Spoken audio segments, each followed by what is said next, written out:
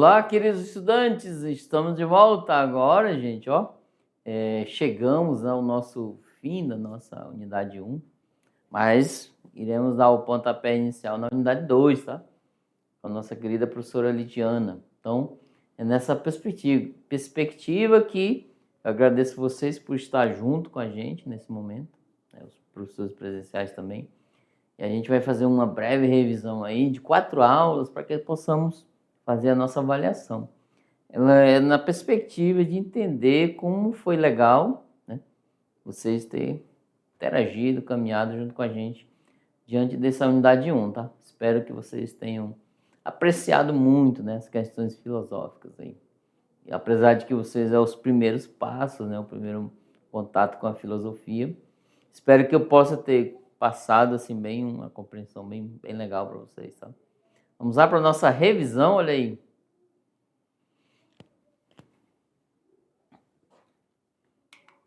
Então, assim, gente, ó, revisão geral da unidade 1, aula 4, né, mitologia brasileira, universo de lendas e encantamentos. Iremos ver uma breve revisão da aula 5. Como tudo começou, a criação do universo nas visões grega e indígena. E a aula, né, a aula 9, né, a busca da arqué, que é um princípio originário de tudo. E a aula 10, gente, ela completa a 9, tá? Porque ela é os filósofos pré-socráticos. A gente vai ver o pensamento deles. Ok? Vamos lá. Mitologia brasileira, universo de lendas e encantamentos. Aí o professor Hélio. Nós vimos, gente, que a importância do mito para o homem atual. Esse mito ele teve um significado e importância para cada povo. Tá? Os mitos. A influência contribui na formação da identidade, ó, sua importância, na construção da cultura, e é possível gerar um elo entre o homem e suas origens. Os mitos apresentam-se como possível explicação e interpretação da realidade e dos acontecimentos. Para aqueles que vivem o mito, ele se torna a única história verdadeira. Então tá aí, para quem está realmente ligado, né, a questões mitológicas. Proposta numa linguagem acessível à gênese do mundo, das coisas e do homem. A mitologia africana e afrodescendente. Vimos que os povos africanos e os povos indígenas têm um pouco de comum, tá? Consideram a existência intangível, tá? Espiritual, nas suas formas de produzir conhecimento.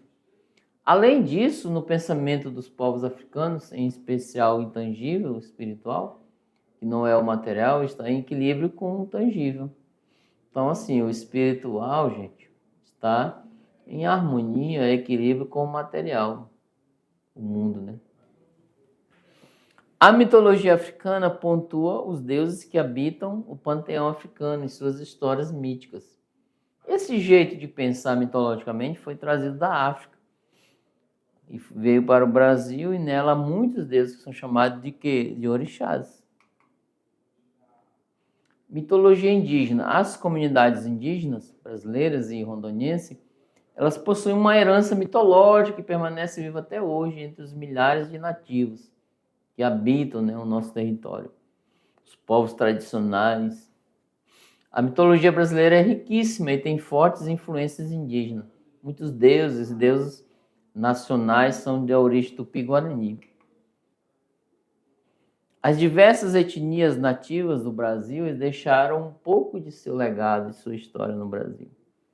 As comunidades indígenas brasileiras possuem sua própria mitologia, suas crenças e manifestações culturais. As influências indígenas na mitologia brasileira não vieram de um só povo, tá? Então vieram de vários. Por vários fatores, a cultura indígena ainda possui um pouco espaço na sociedade atual, mas muitas comunidades ainda preservam sua cultura inicial, assim como as danças, né, as lendas, etc. A aula 5, né, como tudo começou, a criação do universo nas visões grega e indígena. Entre os séculos 12 e século 12 a 8 a.C., que ele diminui, tá? Ainda predominava a concepção mítica do mundo. Os mitos gregos recebiam forma poética e eram transmitidos oralmente pelos cantores ambulantes. Aí temos os dois, né? A obra Teogonia do Hesíodo, né? Relato sobre os deuses, aí, ó. E a criação do mundo, etc. No princípio de todos os mitos, houve um tempo em que nada existia no universo além de caos. Isso é a mitologia grega. Estavam misturadas as sementes de todas as coisas, mas não havia ordem alguma, era o caos. Do caos surge uma deusa, a terra, que chama de Gaia. Sobre o imenso corpo fértil de Gaia, os elementos, antes, né, em confusão, começaram a se organizar. O caos é uma divindade negativa, mas dele nascem todas as coisas do caos, as outras divindades. Agora, a origem do mundo sobre a mitologia indígena. Havia entre as diversas aldeias muitos mitos, lendas e crendices que é interessante de se estudar, né? Pois explica muito que permanece na cultura e folclore do Brasil. Por exemplo, o povo tupi-guarani acreditava em um deus supremo, o deus do trovão, chamado de quê? Tupã. Os indígenas acreditavam que a voz deste ente, né, de Tupã, podia ser ouvida durante as tempestades. Eles acreditavam que Tupã era o deus da criação, deus da luz e morada do sol. Acreditavam também que em um deus do sol, né, Guaraci, em uma deusa da lua, Jaci. O deus do sol seria o criador de todos os seres vivos, e Jaci seria a rainha da noite dos homens, segundo a lenda. Ela teria sido esposa de quem? De Tupã. Os indígenas tinham astronomia própria e definiu o tempo da colheita, a duração das marés, tempo das chuvas, e através da observação do céu, criava histórias, mitos, lendas com ensinamentos morais, né, e etc. Agora, gente, a busca, vamos propriamente para a filosofia, ok? A busca da arqué, princípio originário de tudo. Os primeiros filósofos gregos iniciaram um processo de ruptura com as explicações míticas e antropomórficas do universo. Eles dedicaram-se a investigar o mundo físico, a natureza e construir uma cosmologia. A nova tendência era buscar argumentos baseados na observação do mundo natural e no uso da razão, para formar um sistema coerente de concepções. A cosmologia é uma explicação racional, sistemática sobre a origem, ordem e transformação da natureza, da qual os seres humanos fazem parte. Assim, o todo, né? Assim como nós. Ela buscava, né, o princípio natural eterno e imperecível, que era gerador de todos os seres. Esse princípio é a física. Embora a física seja imperecível, ela dá origem a todos os seres, infinitamente variados e diferentes do mundo, que são perecíveis ou mortais. A física é imortal e as coisas criadas por ela são mortais. Embora a física seja imutável, os seres físicos naturais gerados por ela, além de serem mortais, são imutáveis, né, que mudam. Como os seres estão em contínua transformação, o mundo está numa mudança contínua, sem por isso perder sua força, sua ordem e sua estabilidade, ok? Então, assim, agora vamos ver a física, ou podemos conhecer como natureza aqui, ó. Natureza. E a causalidade, né? Só as causas. O elemento primordial, o princípio de tudo. Para os pensadores pré-socráticos, né, claro, o foco da busca era entender a origem de todas as coisas. A causalidade, a inteligibilidade, o princípio que está na origem de uma realidade. Explicar a origem de uma realidade era, para os primeiros filósofos, relacionar o efeito a uma causa natural que o antecede e o determina. Os pré-socráticos estão preocupados em encontrar que é de todas as coisas. A partir desse princípio, seria possível explicar tudo o que existe no universo. Então, tá aí, encontrou um princípio que gera tudo, então vamos explicar sobre eles. Aí, gente, o termo, essa noção de princípio, arqué, mesma coisa, está vinculada à preocupação desses filósofos em buscar uma explicação mais além, né, mais profunda da realidade, mediante um princípio, um elemento natural que permeie e unifique toda a realidade, ou seja, tudo que foi gerado. Os primeiros filósofos fizeram simultaneamente duas grandes mudanças em relação ao passado. Eles tentaram entender o mundo com o uso da razão. Olha que interessante.